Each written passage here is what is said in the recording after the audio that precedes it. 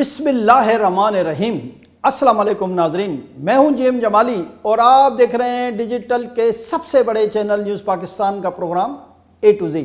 ناظرین، آج کی سب سے بڑی خبر یہ ہے کہ سابق وفاقی وزیر فواد چودھری جو کہ پی ٹی آئی کے ترجمان بھی تھے، انہوں نے بھی عمران خان سے راہیں جدا کر لی ہیں۔ ذمہ دار ذرائع سے خبر ملی ہے کہ فواد چودھری کا پی ٹی آئی چھوڑنے کا فیصلہ 2 روز قبل عمران خان سے تلخ کلامی کے بعد ہوا۔ آج فواد چودھری نے محض ایک ٹویٹ کے ذریعے پی ٹی آئی سے علیحدگی کا اعلان کیا ہے۔ ذرائع کا کہنا ہے کہ گزشتہ چند ماہ سے فواد چودھری اور عمران خان کے درمیان مختلف ایشوز پر شدید اختلافات تھے، جس کا اظہار فواد چودھری مختلف ٹی وی انٹرویوز میں بھی دبے لفظوں میں کرتے رہے ہیں۔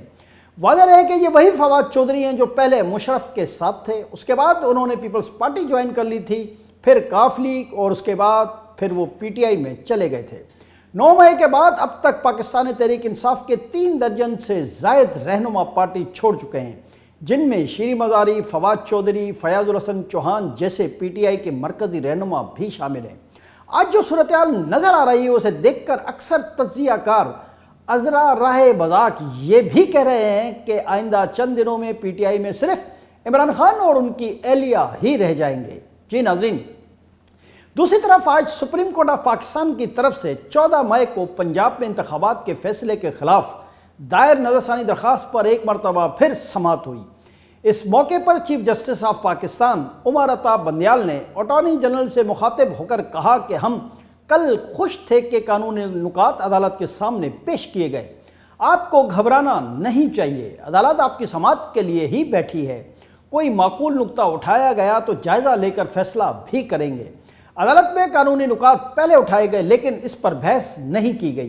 چیف جسٹس نے کہا کہ کل نظرثانی کے دائرہ اختیار پر بات ہوئی تھی، ماضی کو حکومت کے خلاف استعمال نہیں کریں گے۔ یاد رکھیں کہ آپ کے جو بھی اعمال تھے وہ وہیں تک محدود تھے۔ چیف جسٹس عمر عطا بندیال نے یہ بات زور دے کر کہی کہ وہ حکومت کی رضا کے لیے نہیں بلکہ اللہ کی رضا کے لیے بہت سی قربانیاں دے کر یہاں بیٹھے ہیں۔ آپ اپنے ساتھیوں سے کہیں کہ ہمارے دروازے پر اتنی سخت باتیں نہ کریں، سب سے بڑے ایوان میں اتنی سخت باتیں نہ کریں۔ ہم اللہ کے لیے کام کرتے ہیں، اس لیے چپ بیٹھے ہیں۔ جس ہستی کے لیے کام کر رہے ہیں وہ بھی اپنا کام کرتی ہے۔ آپ کو جس نے صفائی دینے کا کہا اسے بتا دیں کہ عدالت صاف دل کے ساتھ بیٹھی ہے۔ ہم نے تو آپ کو دیکھ کر کھلے دل سے گڈ ٹو سی یو کہا۔ اس پر اٹارنی جنرل نے کہا کہ کسی اور طریقے سے کہی گئی باتیں رپورٹ ایسے ہوئیں کہ ان سے تاثر غلط گیا۔ چیف جسٹس نے کہا کہ مرسڈیز والی بات کو کیا سے کیا بنا دیا گیا۔ چیف جسٹس عمر عطا بندیال نے کہا کہ ہماری ہر چیز درست رپورٹ نہیں ہوتی۔ انہوں نے کہا کہ عمران خان کو عدالت نے مرسڈیز نہیں دی تھی۔ محترم، میں تو مرسڈیز استعمال ہی نہیں کرتا۔ پولیس کے پی آر او نے بھی بتایا کہ پولیس نے عمران خان کے لیے بلٹ پروف مرسڈیز کا بندوبست کیا تھا۔ اس بات کو پتہ نہیں کہاں سے کہاں کیا بنا دیا گیا۔ جی ناظرین، اس موقع پر الیکشن کمیشن کے وکیل سجل سواتی نے دلائل دیتے ہوئے کہا کہ عدالت ہمیشہ آئین کی تشریح زندہ دستاویز کے طور پر کرتی ہے۔ انصاف کا حتمی ادارہ سپریم کورٹ ہے، اس لیے دائرہ کار محدود نہیں کیا جا سکتا۔ مکمل انصاف اور آرٹیکل 190 کا اختیار سپریم کورٹ کے سوا کسی اور عدالت کے پاس نہیں۔ چیف جسٹس عمر عطا بندیال نے کہا کہ کیا 150 سال کی عدالتی مثالیں غیر مؤثر ہو گئی ہیں؟ 150 سالہ عدالتی نظیروں کے مطابق نظر ثانی اور اپیل کے دائرہ کار میں فرق ہے۔ اس سوال کا جواب آپ نے کل سے نہیں دیا۔ اس موقع پر جسٹس منیب اختر نے کہا کہ دائرہ کار پر آپ کی دلیل درست مان لیں تو سپریم کورٹ کے رولز کال عدم ہو جائیں گے۔ سپریم کورٹ کے رولز میں نظر ثانی پر ابھی تک کوئی ترمیم نہیں کی گئی ہے۔ دائرہ کار بڑھایا تو کئی سال پرانے مقدمات بھی نظر ثانی کے لیے آ جائیں گے۔ کیسے ہو سکتا ہے کہ سپریم کورٹ کے رولز کا نظر ثانی سے متعلق آرڈر 26 پورا لاگو نہ ہو؟ آرڈر 26 پورا لاگو نہ ہونے سے نظر ثانی دائر کرنے کی مدت ہی ختم ہو جاتی ہے۔ انہوں نے کہا کہ کیا 10 سال بعد کوئی نظر ثانی دائر کر کے کہہ سکتا ہے کہ رولز مکمل لاگو نہیں ہوتے؟ آپ کو شاید اپنی دلیل مانے جانے کے بعد کے نتائج کا اندازہ نہیں۔ اس پر الیکشن کمیشن کے وکیل نے کہا کہ نظر ثانی دائر کرنے کے لیے مدت ختم نہیں ہونی چاہیے۔ جسٹس منیب اختر نے کہا کہ 70 سال میں یہ نقطہ آپ نے دریافت کیا ہے تو نتائج بھی بتائیں۔ جسٹس اعجاز الحسن نے کہا کہ نظر ثانی کا دائرہ کار سپریم کورٹ کے رولز میں موجود ہے۔ الیکشن کمیشن کے وکیل نے کہا کہ رولز نظر ثانی کے آئینی اقدام پر قدغن نہیں لگا سکتے۔ جسٹس اعجاز الحسن نے کہا کہ آئین میں تو نظر ثانی دائر کرنے کی مدت بھی نہیں دی گئی ہے۔ کیا فیصلے کے 20 سال بعد نظر ثانی درخواست دائر ہو سکتی ہے؟ اگر نظر ثانی کی مدت والا رول لاگو ہو سکتا ہے تو دائرہ کار کیسے نہیں ہوگا؟ جی ناظرین، دوسری طرف اسلام آباد ہائی کورٹ کے جسٹس میاں گل حسن اورنگزیب نے حکم جاری کرتے ہوئے کہا ہے کہ اسلام آباد ہائی کورٹ نے 3 MPO کے تحت اسد عمر کی گرفتاری کالعدم قرار دے دی اور اس عدالت نے اسد عمر کو فوری رہا کرنے کا حکم دیا ہے۔ عدالت نے اسد عمر کو پرتشدد احتجاج کا حصہ نہ بننے کا بیان حلفی جمع کرانے کا حکم بھی دیا۔ اسلام آباد ہائی کورٹ نے اسد عمر کو ٹویٹس بھی ڈیلیٹ کرنے کی ہدایت کی۔ جسٹس میاں گل حسن اورنگزیب نے کہا کہ بیان حلفی کی خلاف ورزی ہوئی تو اسد عمر سیاسی کیریئر بھول جائیں۔ اس موقع پر اسد عمر کی جانب سے وکیل بابر ایوان ایڈوکیٹ عدالت میں پیش ہوئے، جنہیں جسٹس میاں گل حسن اورنگزیب نے ہدایت کی کہ اسد عمر کے 2 ٹویٹس ہیں وہ فوراً ڈیلیٹ کرائیں۔ بابر ایوان نے جواب دیا کہ یہ خبر ہے لیکن ہم آپ کے حکم کی تعمیل کریں گے۔ اس موقع پر جسٹس میاں گل حسن اورنگزیب نے بہت اہم ریمارکس بھی پاس کیے اور کہا کہ وہ تو آپ کو نہیں چھوڑیں گے جب تک آپ پریس کانفرنس نہیں کریں گے۔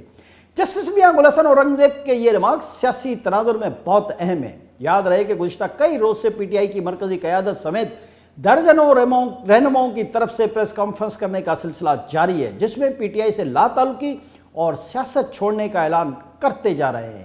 جسٹس گل حسن کے اس ریمارکس پر اسد عمر کے وکیل بابر ایوان نے جواب دیا کہ پریس کانفرنس تو ہم نہیں کریں گے۔ عدالت نے انہیں ہدایت کی کہ دفعہ 144 کی خلاف ورزی نہ کرنے کا بیان حلفی جمع کرائیں۔ شاہ محمود قریشی کو بھی یہ بیان حلفی جمع کرانے کا کہا تھا۔ جی ناظرین، دوسری جانب وزیر دفاع خواجہ آصف نے یہ بات ایک مرتبہ پھر دہرائی ہے کہ PTI پر پابندی لگانے کے آپشن پر غور کیا جا رہا ہے، تاہم اس بات کا حتمی فیصلہ PDM میں شامل جماعتیں مل کر کریں گی۔ اسلام آباد میں میڈیا سے گفتگو کرتے ہوئے خواجہ آصف نے کہا کہ اگر PTI پر پابندی لگانے کا فیصلہ کیا گیا تو یہ PDM کا مشترکہ فیصلہ ہوگا جس کے لیے پارلیمنٹ سے رجوع کیا جائے گا۔ انہوں نے کہا کہ 9 مئی کے واقعات میں ملوث شرپسندوں کے گھناؤنے مقاصد تھے۔ عمران خان کا ہر حربہ ناکام ہوا، ان کے گھناؤنے عزائم تھے جو کسی بھارتی کے ہی ہو سکتے ہیں، پاکستانی کے نہیں۔ خواجہ آصف کا کہنا تھا کہ PTI نے ریاست کو چیلنج کیا ہے، ریاست کے اساس پر حملہ کیا، کون سا جرم ہے جو 9 مئی کو نہیں ہوا؟ وزیر دفاع نے کہا کہ عمران خان نے جتنے بھی اقدامات کیے ہیں بھارت میں خوشی منائی گئی، بھارت جو پاکستان کے ساتھ نہیں کر سکا وہ عمران خان نے کر دکھایا۔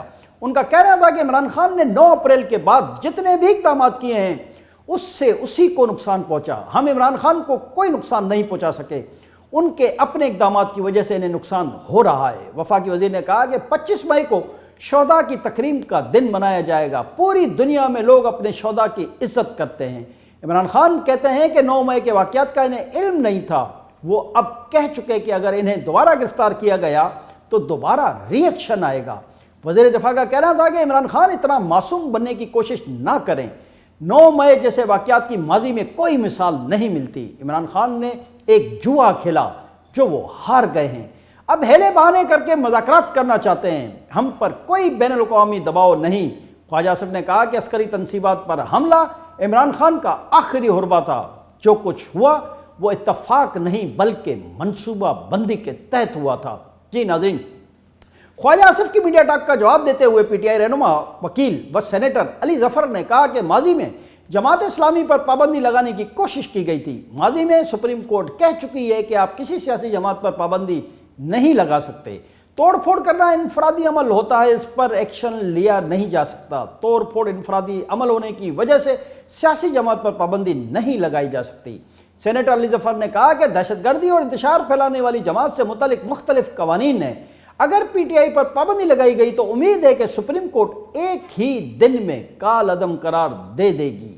جی ناظرین، یہاں بیرسٹر علی ظفر کی یہ بات بھی بہت زیادہ اہمیت طلب ہے کہ انہیں یقین ہے کہ اگر PTI پر پابندی لگائی گئی تو عدالت ایک ہی دن میں اسے کالعدم قرار دے دے گی۔ یہاں یہ سوال بہت اہم ہے کہ بیرسٹر علی ظفر نے یہ بات کسی قانونی نقطے کی بنیاد پر کہی ہے یا انہوں نے یہ بات کسی کی طرف سے یقین دہانی کے تحت کی ہے۔ آج کے لیے اتنا ہی، اگلے پروگرام تک کے لیے اپنے میزبان جیم جمالی کو اجازت دیجیے۔ اللہ حافظ۔